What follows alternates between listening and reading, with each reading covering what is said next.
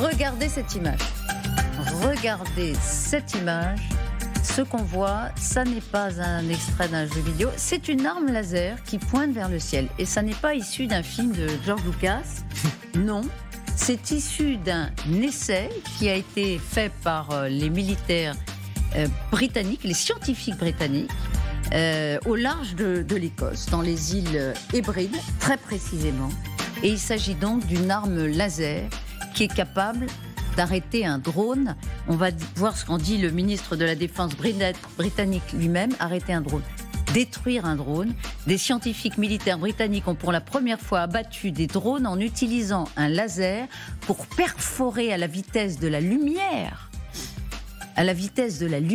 des cibles entrantes. Vitesse de la lumière générale, à peine le temps de le voir, c'est déjà arrivé. Oui. Je ne sais plus quelle est la définition précise de la vitesse de la lumière, mais enfin, on ne peut pas le voir, quoi, pratiquement. Ah non, je crois que c'est 3600 km par seconde, quelque chose comme ça. On ne peut même pas le voir. Donc, d'où l'intérêt de cette photo qui a quand même immortalisé cette nanoseconde pendant laquelle l'arme laser allait perforer un drone. On va regarder les caractéristiques de cette arme. C'est une arme qui, donc un rayon laser, capable de frapper une cible équivalente à une pièce de monnaie de 2 €. Et on pourrait rajouter, parce que c'est ça qui est aussi tout à fait performant et même spectaculaire, à une distance de 1000 km. Donc vous imaginez, le laser va percer, quoi, comme ça, une pièce de monnaie à 1000 km de distance. 1000 mètres. 1000 mètres, pardon, oui. Excusez-moi. 1000 mètres. 1000 mètres de distance, c'est absolument considérable. C'est une arme du futur, mais ce n'est pas les premiers, les Britanniques, à le faire. Ça existe déjà. Quelle est la valeur ajoutée de cette arme ? En fait, c'est une arme, ce qu'on appelle une arme à énergie dirigée, dont l'efficacité peut être limitée à cause des conditions météorologiques. Néanmoins, le gros avantage de ça, c'est que c'est une vraie arme qui présente une rupture opérationnelle qui est silencieuse et très efficace. Alors pourquoi est-ce que ça existe ? Parce qu'en fait, dans la lutte anti-drone, aujourd'hui, qu'est-ce que l'on fait ? On utilise de l'arme du brouillage électronique, c'est-à-dire qu'en fait, on cherche à brouiller le signal qui existe entre la station qui dirige le drone et le drone lui-même. Or, aujourd'hui, on a de plus en plus de drones autonomes, de drones vagabonds, type drone suicide. Et pour les détruire, le moyen qui existe aujourd'hui, ça serait des armes laser comme celles que l'on voit sur les images.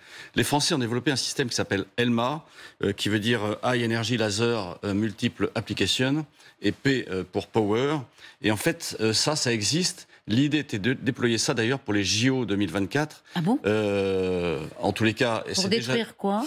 Les drones. Parce qu'en fait, le vrai risque aujourd'hui... Les drones ennemis, parce qu'il y en aura des drones de surveillance.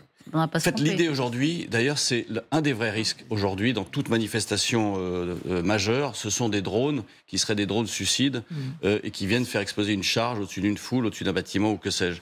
Donc en fait, c'est une vraie arme d'avenir, pour l'instant qui est à titre expérimental, mais dont les armées françaises vont évidemment se doter et qui pourrait équiper les bâtiments de surface dans la lutte anti-drone comme des véhicules terrestres tels qu'on le voit là. L'intérêt, c'est l'ultra-précision de cette arme qui, évidemment, limite les risques de dégâts collatéraux quand on détruit un drone. Alors, le drone va se détruire en l'air, mais évidemment, il y a toujours des morceaux qui retombent.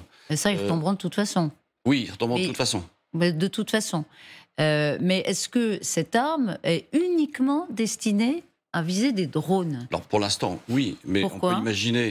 on peut imaginer effectivement que demain, avec des rayons laser plus puissants, on puisse détruire autre chose. Des avions. En fait, ce que ça va brûler, si vous voulez, les composants électroniques qui sont à bord, et donc ça fait exploser le vol, ça fait exploser les batteries qui sont à bord, et donc ça détruit le drone.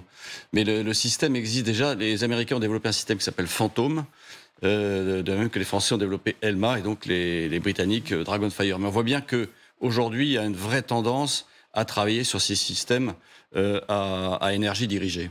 Alors, évidemment, je parlais de l'ultra-précision. L'autre avantage général, c'est la faiblesse du coût. Parce que là, il y a des investissements considérables, évidemment, au niveau de la recherche. Mais après, c'est ce qu'on voyait dans la fiche descriptive. 10 livres sterling par tir, environ 11 €. Oui, ce qui est 11 €. rien quand on voit la problématique des munitions, des stocks de munitions que les armées occidentales n'ont pas et dont elles ne peuvent pas malheureusement fournir les Ukrainiens. On voit bien la difficulté, on voit bien effectivement que c'est un gros avantage de disposer d'un tel type d'armes pour effectivement se battre à faible coût, même si la construction, en l'occurrence, d'une telle arme, elle, coûte un certain prix. Allumer le Dragonfire, ça c'est par exemple un élément de comparaison, Gallagher, pendant 10 secondes. Allumer le Dragonfire pendant 10 secondes équivaut au coût d'utilisation d'un radiateur ordinaire, ce qu'on a chez nous. Même si l'électricité augmente, c'est pas tout à fait pareil que le coût d'une arme très sophistiquée. Donc, un radiateur ordinaire pendant seulement 1 heure. Gallagher. Moi, je pense que vous avez raison d'insister sur le facteur, j'allais dire, économique, en fait, l'aspect économique, parce que pour moi, c'est vraiment ce qui rend absolument nécessaire pour ces armées de développer un outil capable d'offrir une réponse fiable face à des moyens de nuisance à faible coût. Il y a plusieurs exemples très concrets. J'en vois 2. Les roquettes tirées par le Hamas et les factions opérant dans l'enclave palestinienne à destination du territoire de l'État hébreu. Il y a eu un phénomène de saturation le 7 octobre. Et les systèmes d'hommes de fer ont été dépassés. Et donc les Israéliens ont commencé à mettre en pratique le laser de fer. Pourquoi ? Parce qu'encore une fois, en fait, ils expliquaient que les missiles Arrow qui tirent depuis le système d'hommes de fer coûtent cher et qu'au bout d'un moment, en fait, il faut pouvoir financer cela. Il y a un autre exemple très précis qui nous concerne, nous, Français, c'est en mer Rouge, les missiles Aster qui sont utilisés notamment par la frégate Languedoc, et ça a été rappelé par Thierry Burkhardt, le chef d'état-major des armées, ils coûtent 1 million € pièce. Et on les a utilisés notamment pour défendre un bâtiment norvégien, commercial, qui était visé par des drones qui coûtent en moyenne 20 000 € pièce. Donc vous faites très rapidement le calcul. Des drones, ils peuvent en tirer des dizaines. Vous faites des dizaines de tirs de missiles Aster. L'addition, elle commence à être salée au bout d'un moment.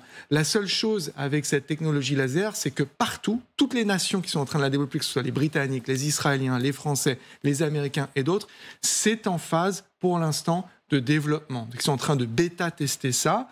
C'est pas encore complètement verrouillé. 2029, disent les Britanniques. Eux, voilà. Ils s'avancent sur une date. Vous voyez bien qu'il y a encore des soucis par rapport aux aléas climatiques, etc.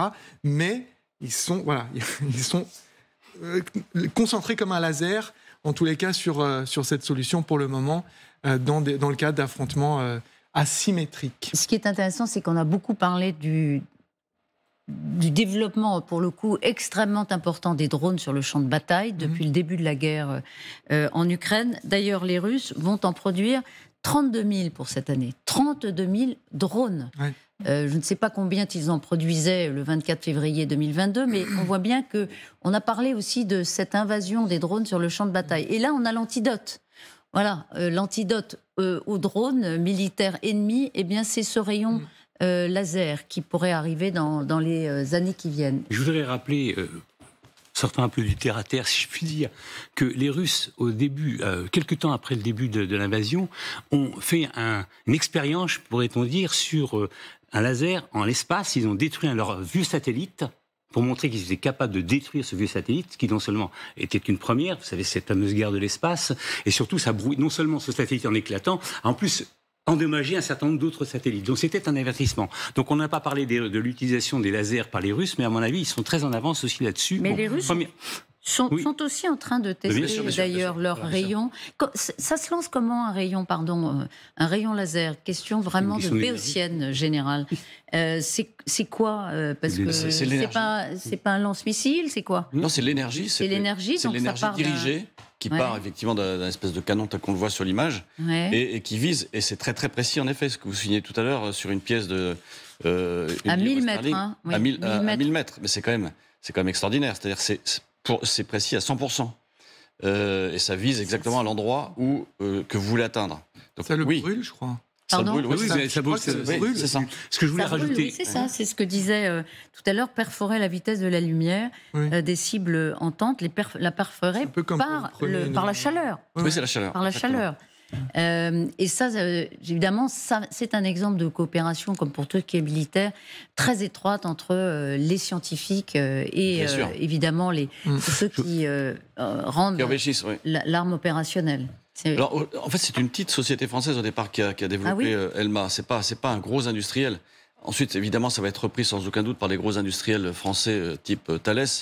Mais au départ, c'est une petite compagnie et donc qui a développé ce moyen qui est aujourd'hui à titre expérimental, mais qui va être rapidement développé parce qu'on voit bien que le besoin, et en particulier dans cette guerre entre la Russie et l'Ukraine, le drone est omniprésent.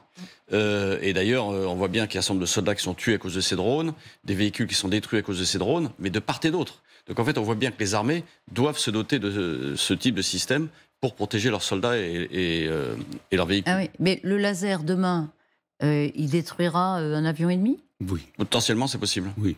Et qu'est-ce qu'il produit sur l'organisme humain ? Ça, je ne sais pas. Mais j'imagine.